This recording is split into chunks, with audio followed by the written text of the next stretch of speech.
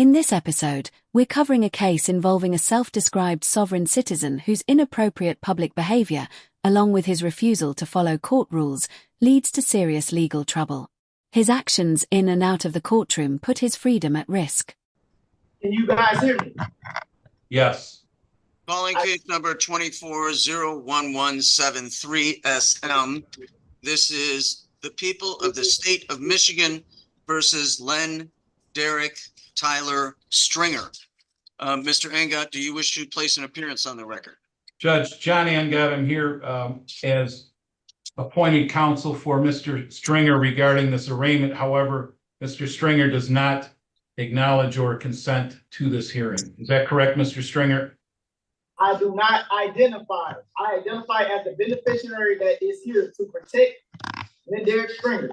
Very well, Mr. Stringer. The court is going to read the charge into the record since the formal reading is not waived. Mr. Stringer, it is charged by the people of the state of Michigan that in this city of Royal Oak, county of Oakland, and state of Michigan, on or about June 16th of 2024, you did knowingly make an open or indecent exposure of your person while fondling your genitals in a public area, contrary to the statute so made and provided at Michigan Compile Law 750.335A, subparent 2, subparent B.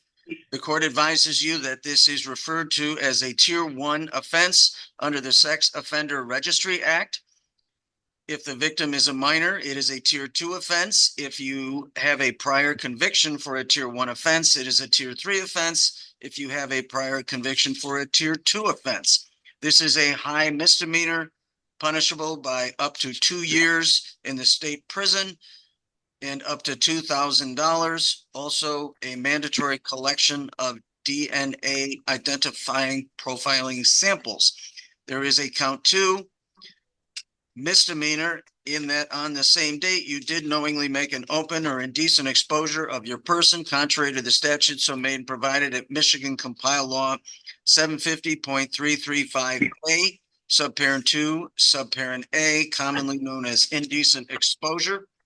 At this time, the court enters not guilty pleas on both of these matters so that Mr. Stringer's presumption of innocence under the constitutions of Michigan and the United States are preserved.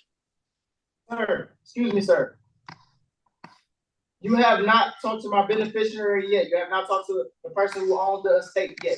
Lately, there's been a noticeable pattern where some people claiming sovereign citizen status are being linked not only to traffic-related offences, like driving without a license, but also to more serious issues, including inappropriate conduct and domestic disputes. Mr. Angot, the court is making a notation of court-appointed counsel to run through the IDSO office, and that new counsel, as appointed by Mr. Mena, can make whatever judgments they wish to make and make any motions they wish to make at Mr. Stringer's first probable cause conference. Mr. Stringer, this matter is now being set for a probable cause conference. That will be on a new date. The law entitles you to what they refer to as a preliminary examination within 21 days of this arraignment today. If probable cause is either found or waived at that preliminary examination, the matter will be bound over to the Oakland County Circuit Court for further arraignment, trial, and proceedings. The court must now set bond in this manner. That's not intended to prejudge or punish you. You are presumed innocent, Mr. Stringer. However, the court must set bond in order to ensure your reappearance to court and afford any necessary protection for the public. In that regard, the court would first hear from Detective Keith Baringa of the Royal Oak Police Department. Then the court would hear from your attorney, Mr. Stringer. Detective Baringa, please proceed. Thank you. He currently has 2 warrants out of the state of Texas for assault and also in assault with injury to family violence out of Texas. He also has a lengthy criminal history out of Texas, going from as recent of these warrants, which were entered last year, back to around 2015, receiving charges for evading arrest and detention, unlawful possession of a firearm by a felon, assault, family, house member, impeding breath or circulation, several other assault charges, a weapons charge, and then also like falsifying information or government documents. I'm not sure if that's just like a generic false ID case or not, but multiple felons out of Texas. I'm not sure how long he's been in Michigan. He has no current cases out of Michigan that I'm aware of. His criminal history, he has assault from 2019 out of Markwood Woods, which looks like it was deferred as assaulting a public officer or obstructing, where he got served 9 days ago. And that is it out of Michigan. Anything further? So I would also ask that he not be allowed to return to any public or private pools in the city of Royal Oak or parks, grass areas adjacent to it. Or have not been. Thank you very much. Mr. Angot. Judge, as noted by the court, the presumption of innocence is absolute at this point. And so we must start from there. Mr. Stringer, or the person purporting to represent Mr. Stringer, is a business owner. Judge, despite the fact of these charges and what was listed by the detective, I believe that with the GPS tether, that certainly would give this court, pretrial services, and any other entity overseeing Mr. Stringer during the pendency of this matter, notice of where he would be within 3 feet, is my understanding, with that tether. I don't think a cash bond is necessary. I would ask the court to give him a personal bond with the GPS tether.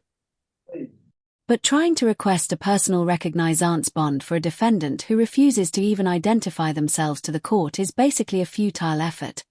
It's like trying to fill one hand with water while holding sand in the other. Thank you very much. The following conditions will apply to Mr. Stringer's release. Mr. Stringer will appear for all his future dates as directed. He will abide any valid order or judgment entered in this case. Mr. Stringer, you will not leave the state of Michigan without permission of the court. Please don't commit any crimes while you're on release status. You will notify the court in writing of any change of address, telephone, or email. Mr. Stringer will be making reports to pretrial services, and they will supervise his release. There will be no use of alcohol, marijuana, or any other controlled substance without a valid prescription from a treating physician, and Mr. Stringer will abide a substance abuse testing and monitoring program. No purchase or possession of a firearm or other deadly weapon. Mr. Stringer shall not harass, intimidate, beat, wound, or threaten Linda Marino and Chad Stransky, nor will he cause, through himself or through any third party, to have direct or indirect contact with said individuals. Mr. Stringer will not enter the cities of Royal Oak or Berkeley except for court, work, or medical treatment. And at this time, there will be 2 ETGs per week for control alcohol consumption and 3 controlled substance tests a month. Given everything that's before the court at this time, the court will set bond in the amount of $50,000. Cash or surety, no 10% allowed at this time. If Mr. Stringer wishes to bring various motions before the examining judge, and that could include a motion to modify his bond, that is his right and his privilege, but at this time, that is the bond as set by this court. Mr. Stringer, that concludes your arraignment, sir. Sir, so I can't get out on a personal bond? That's correct, Mr. Stringer. You cannot get out on a personal bond. 50,000 cash or surety with the appropriate conditions that were already listed by the court. That completes your arraignment, sir. Sir, so what is going on with what is going on right now? I'm sorry, sir? I'm being charged. I'm being charged for entity that is. Can you please move up so the court could hear you? I said, how do you charge a dead entity, sir? I'm sorry, say that again? How do you charge a dead entity, sir? And It just happened right before your eyes. The court has jurisdiction over you, sir. Venue and jurisdiction have been established by sworn testimony. That completes your arraignment. Good luck to you. We're about to go to war. Now, let's move on to his next court appearance, this time before Judge Minicky, who could be considered the 2024 version of Judge Harry T. Stone. on Len Stringer, 24-01173. Good morning, Your Honor. Samira Malus on behalf of the people. Good morning, Judge. For the record, David M. Sunutko appearing on behalf of Mr. Stringer. All right, Mr. Stringer, state your name. I don't acknowledge myself as Len Stringer. I'm a living entity. Okay, is there another name that you go by, sir? Living entity, I'm the beneficiary, so I go as a job. And I want to fire that counsel. I don't want him. All right, so there's a number of things to unpack here. All right, so let's walk through this. I have an individual before me that is listed as an Oakland County Jail inmate by the name of Len Stringer. I have a case that's been assigned to this court that where the defendant's name is Len Stringer. Mr. Sunutko, are you assigned on this case? I am, Judge. Okay, and you were assigned to the Stringer case, correct? That's correct, Judge. Okay, so that's enough for me to conduct this hearing today. Now let's walk through this. Miss Mount Lewis, have you provided discovery to Mr. Sunutko? Your Honor, I didn't have an attorney listed. I believe if he filed, he may have just received written discovery. I didn't have that in my information, but give me 1 second to confirm. I'm just going to make one click. In the meantime, I do have written discovery, Judge. So yeah, it sees that he was provided with written discovery on June 26th. Okay, so Mr. Sunutko, have you had a chance to talk to the defendant at all? I did, Judge. I met with him at the Oakland County Jail. All right, and so Tuesday. So did he make it known to you that he wished to no longer proceed with your services? Judge, we discussed the case fully, and I had a lengthy phone call with one of his relatives, and it was my intention to ask the court to refer this to the Forensic Center for a competency evaluation. Family knows best, and if they believe he's struggling with delusional beliefs about the legal system, then who are we to argue? I do think it, given your experience and then your connection with him as well as a family member, plus the way the defendant has presented today, that a competency review is in order. And so I'm happy to move forward with that. So Mr. Stringer, there is, just so you understand, there has been some preliminary information that suggests that you may not be competent to proceed at this particular time. Whether that's a correct assertion is basically a decision that can only be made after an investigation is done to determine whether or not you can, that you understand the nature of the proceedings, that you can assist your attorney. We need to find those things out. And so, Ms. Mount Lewis, can you prepare an order for competency review? Yes, Your Honor. All right. I agree. I think that that's appropriate at this time. I recognize that the defendant has made a request to have Mr. Sunutko removed from the case based on the information, though, that I've sort of observed at this time, as well as information received by Mr. Sunutko. I remain unconvinced that those statements are anything other than a manifestation of what might be a competency issue. On a more serious note, a competency evaluation is the proper step in situations like this. If the judge allowed him to represent himself while he wasn't mentally or legally competent, any resulting conviction could be overturned for violating his constitutional rights to due process and proper legal representation. And so I'm gonna wait to consider that request until I can determine whether or not he's competent.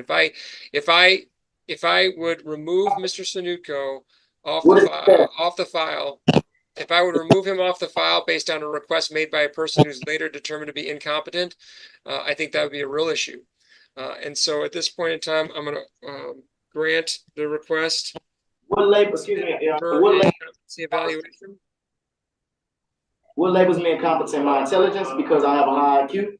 What makes you think that? Your high IQ or your law degree from Google University? No.